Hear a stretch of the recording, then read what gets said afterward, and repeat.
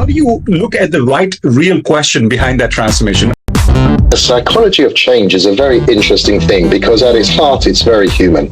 Irrespective of whether you introduce digital, AI, technology in any form, it is still innately human to be able to move from a point where you are today to a new vantage point tomorrow.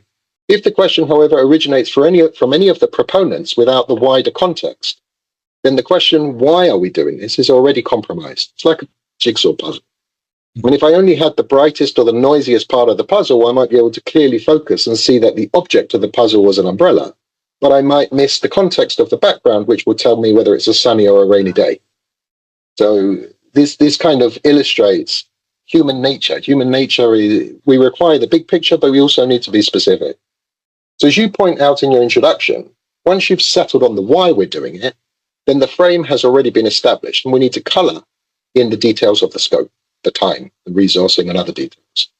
How do you kind of make sure that the answers that you're getting, you're kind of sifting and prioritizing to know that they fit the culture, that they fill the appetite, and it's the right time, as you put it?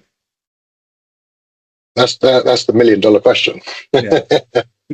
I mean, the first thing, I guess, is to acknowledge that there are no imperfect answers, and there are no perfect answers. Every answer is going to be useful in providing an understanding of where the responder is coming from, what they're experiencing at that moment in time. In other words, their context, their vantage point. It's like a game of football. Everyone knows the rule. If you move outside the lines, you are charged with a foul, right?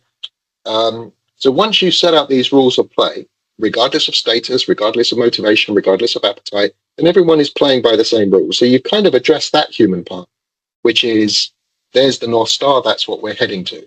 But there's a certain logic that needs to be applied whilst contextualizing continuously with human behavior. The psychology of change, essentially, that you spoke about. There's always value versus risk versus growth, and you're trying to do the trade-offs as you navigate your enterprise. Yeah, I mean, if you come back to the example of football, if I then talk about, well, I'll go out and buy all of the best players, have all of the capability to bring into this team, that doesn't mean that you're going to win a championship.